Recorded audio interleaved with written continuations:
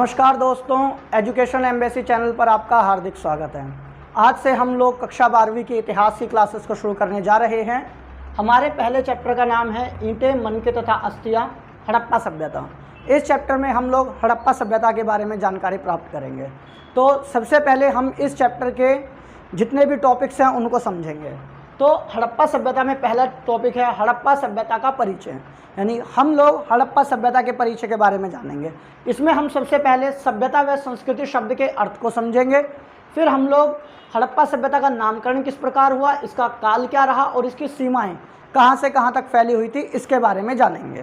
तो सबसे पहले सभ्यता व संस्कृति शब्द का अर्थ, फिर इस सभ्यता का नामकरण कैसे हुआ, इसका काल क्या रहा तथा इसकी सीमाएं कहां से कहां तक फैली हुई थी, इस बात को समझेंगे।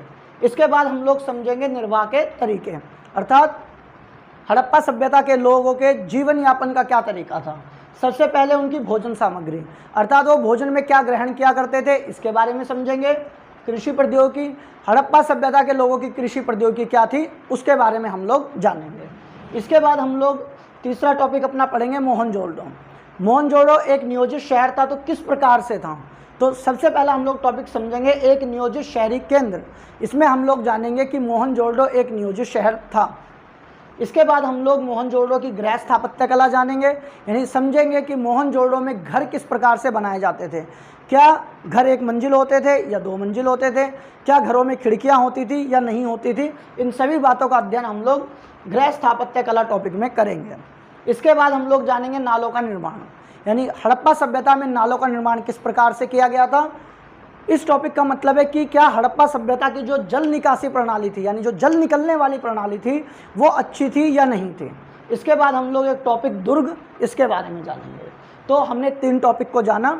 सबसे पहले हम लोग हड़प्पा सभ्यता का परिचय लेंगे, जिसमें सभ्यता व संस्कृति शब्द का अर्थ, हड़प्पा सभ्यता का नामकरण कैसे हुआ, काल तथा सीमाएं क्या क्या थी, इसको समझेंगे।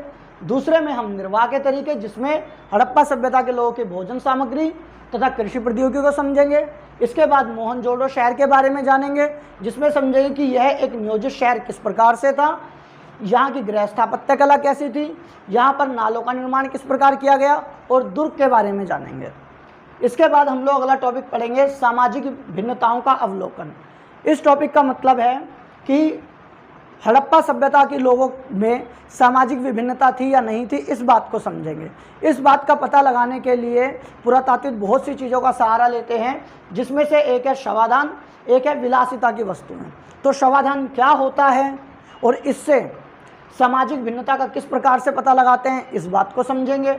इसके बाद विलासिता की वस्तुएं क्या होती हैं और विलासिता की वस्तुओं से किस प्रकार से हम लोग सामाजिक भिन्नता का पता लगा सकते हैं, इस बारे में जानेंगे। इसके बाद हम लोग पढ़ेंगे शिल्प उत्पादन के विषय में, अर्थात शिल्प उत्पादन के विषय में हम लोग जानकारी प्राप्त करेंगे। इसमें हम मुख्य रूप से 2 टॉपिक पढ़ेंगे। पहला, मनके बनाने की संपूर्ण प्रक्रिया, यानी मनके बनाने के लिए किस प्रकार के कच्चे माल का उपयोग होता था, मनकों का आकार क्या होता था और मनकों को बनाने की विधियाँ कौन कौन सी थी, इन सभी बातों को हम लोग इस टॉपिक में जानेंगे। इसके बाद हम लोग जानेंगे उत्पादन केंद्रों की पहचान। इसका मतलब ये है कि जिन जगहों पर उत्पादन किया जाता था उसकी पहचान पुरातात्विक किस प्रकार से करते हैं। तो इस टॉपिक में हम लोग जानेंगे कि उत्पादन केंद्रों की पहचान किस प्रकार से होती है। तो चलिए एक बार दोबारा रिपीट करते हैं।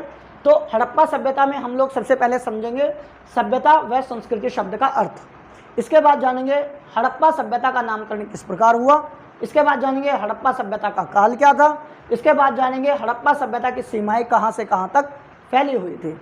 इसके बाद हम लोग जानेंगे हड़प्पा सभ्यता के लोगों के जीवन निर्वाह के तरीके, जिसमें हम लोग हड़प्पा सभ्यता में भोजन सामग्री और हड़प्पा सभ्यता की कृषि प्रौद्योगिकी का अध्ययन करेंगे। इसके बाद हम लोग मोहनजोदड़ो शहर के बारे में जानेंगे कि यह एक नियोजित शहर किस प्रकार से था, इसकी गृह स्थापत्य कला कैसी थी, नालों का निर्माण किस प्रकार से हुआ था और दुर्ग क्या था। इसके बाद हम लोग जानेंगे सामाजिक भिन्नताओं का अवलोकन, यानी पुरातात्विक सामाजिक विभिन्नताओं को किस प्रकार पता लगाते हैं, जिसमें हम लोग शवाधान और विलासिता की वस्तुओं के बारे में पढ़ेंगे। इसके बाद हम लोग शिल्प उत्पादन के विषय में जानकारी लेंगे, जिसमें 2 टॉपिक, मनके बनाने की संपूर्ण प्रक्रिया और उत्पादन केंद्रों की पहचान के बारे में समझेंगे। इसके बाद हम लोग अगला टॉपिक पढ़ेंगे माल प्राप्त करने संबंधी नीतियाँ, यानी हड़प्पा सभ्यता में लोग जब उत्पादन करते थे तो उसके लिए इन्हें कच्चे माल की भी आवश्यकता होती थी। तो कच्चा माल ये लोग कहाँ से मंगाते थे और इनकी नीतियाँ क्या थी, इसके बारे में हम लोग इस टॉपिक में पढ़ेंगे। तो इसमें पहला टॉपिक रहेगा उपमहाद्वीप तथा उससे आगे से आने वाला माल, यानी भारतीय उपमहाद्वीप से जो कच्चा माल आता था वो, और दूसरा भारतीय उपमहाद्वीप के बाहर से जो माल आता था वो, इसके बारे में हम लोग जानेंगे। इसके बाद जानेंगे सुदूर क्षेत्रों से संपर्क। इस टॉपिक का मतलब है कि क्या हड़प्पा सभ्यता का व्यापार विदेशों तक होता था, यानी क्या इसके विदेशों के साथ संबंध थे, तो विदेशी संबंधों के बारे में भी हम लोग जानेंगे इस वाले टॉपिक में। अगला टॉपिक हमारा रहेगा मोहरे, लिपि तथा पाठ, यानी हम लोग जानेंगे हड़प्पा सभ्यता की मोहरे और मुद्रांकन के बारे में। हम समझेंगे कि हड़प्पा सभ्यता की लिपि को एक रहस्यमय लिपि क्यों कहा जाता है और हड़प्पा सभ्यता में बाटों की स्थिति क्या थी।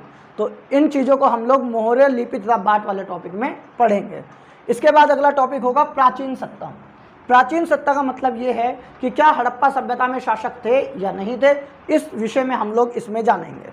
तो अभी तक हम लोगों ने जाना माल प्राप्त करने संबंधी नीतियाँ, इसमें हम लोग जानेंगे उपमहाद्वीप तथा उससे आगे से आने वाला माल, सुदूर क्षेत्रों के साथ संपर्क यानी विदेशी संबंध, उसके बाद मोहरे लिपि तथा बाटों के बारे में ये समझें कि हड़प्पा की लिपि को रहस्यमय लिपि क्यों कहा जाता है। इसके बाद प्राचीन सत्ता, यानी हम लोग जानेंगे क्या हड़प्पा सभ्यता में शासक होते थे या नहीं होते थे। इसके बाद हम लोग जानेंगे हड़प्पा सभ्यता का अंत किस प्रकार से हुआ। इस टॉपिक को हम लोग समझने के बाद कि हड़प्पा सभ्यता का अंत किस प्रकार हुआ, हम लोग समझेंगे हड़प्पा सभ्यता की खोज कैसे हुई। इसमें सबसे पहला टॉपिक रहेगा कनिंघम का भ्रम, यानी कनिंघम कौन थे और कनिंघम को क्या भ्रम था, वो हम लोग समझेंगे इस वाले टॉपिक में। इसके बाद हम लोग जानेंगे एक नवीन प्राचीन सभ्यता जॉन मार्शल के बारे में, यानी इस टॉपिक में एक नवीन प्राचीन सभ्यता में जॉन मार्शल का हड़प्पा सभ्यता की खोज में क्या योगदान रहा, इसको समझेंगे। इसके बाद नई तकनीकें तथा प्रश्न, इस टॉपिक में REM व्हीलर का हड़प्पा सभ्यता की खोज में क्या योगदान रहा, इसको हम लोग समझेंगे।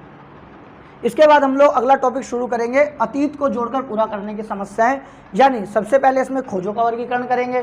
खोजों का वर्गीकरण का मतलब ये है कि जब पुरातत्वविदों को पुरानी वस्तुएं प्राप्त होती हैं तो वो उसका वर्गीकरण किस प्रकार से करते हैं, इस चीज़ को हम इसमें पढ़ेंगे।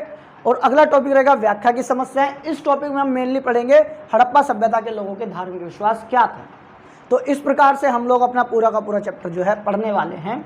तो एक बार इसको दोबारा से समझ लेते हैं। तो इसमें हम लोग सबसे पहले माल प्राप्त करने संबंधी नीतियाँ, जिसमें उपमहाद्वीप तथा उससे आगे से आने वाला माल, सुदूर क्षेत्रों से संपर्क, इसको पढ़ेंगे। मोहरे, लिपि तथा बाटों के बारे में जानेंगे। हड़प्पा सभ्यता के शासकों के बारे में समझेंगे। हड़प्पा सभ्यता का अंत किस प्रकार हुआ, इसके बारे में समझेंगे। हड़प्पा सभ्यता की खोज कैसे हुई, इसमें Cunningham, John Marshall, REM wheeler का क्या योगदान था और कनिंघम का क्या भ्रम था, इसको समझेंगे। इसके बाद हम लोग जानेंगे पुरातात्विक जो खोज करते हैं उनका वर्गीकरण किस प्रकार करते हैं और हड़प्पा सभ्यता के धार्मिक विश्वास किस प्रकार के थे। तो ये हमारा पूरे के पूरे लेसन का ओवरव्यू है जो हमें पढ़ना है। चैप्टर ख़त्म होने के बाद हम लोग करेंगे नक्शा, यानी मैप। हम लोग हड़प्पा सभ्यता के हर एक क्षेत्र को, जो इसमें इंपॉर्टेंट क्षेत्र है, उन सबको नक्शे में हम लोग देखेंगे कि कहाँ कहाँ पर उनकी स्थिति है, क्योंकि पेपर में कई बार नक्शे से संबंधित क्वेश्चंस आते हैं जो कि हड़प्पा सभ्यता चैप्टर से भी आते हैं। तो इसलिए हमारा नक्शा करना भी बहुत ज़्यादा ज़रूरी है। जब चैप्टर ख़त्म हो जाएगा उसके बाद हम लोग मैप भी करेंगे। तो एक बार दोबारा से हम लोग समझ लेते हैं अच्छे तरीके से। देखो, हमारा सबसे पहला चैप्टर है ईंटें, मनके तथा अस्थियां, हड़प्पा सभ्यता, यानी इस पूरे के पूरे चैप्टर में हमें हड़प्पा सभ्यता के बारे में जानना है। तो क्या क्या जानना है, सबसे पहले तो हम उसका परिचय लेंगे कि हड़प्पा सभ्यता क्या है, यानी सबसे पहले सभ्यता व संस्कृत शब्द के अर्थ को समझेंगे। फिर हड़प्पा सभ्यता क्या है, इसका नामकरण कैसे हुआ, इसका काल क्या रहा और इसकी सीमाएं कहाँ से कहाँ तक फैली हुई थी। इसके बाद हम लोग हड़प्पा सभ्यता में जीवन निर्वाह के तरीके समझेंगे, जिसमें हड़प्पा सभ्यता के लोगों की भोजन की सामग्री तथा कृषि प्रौद्योगिकी के बारे में जानेंगे।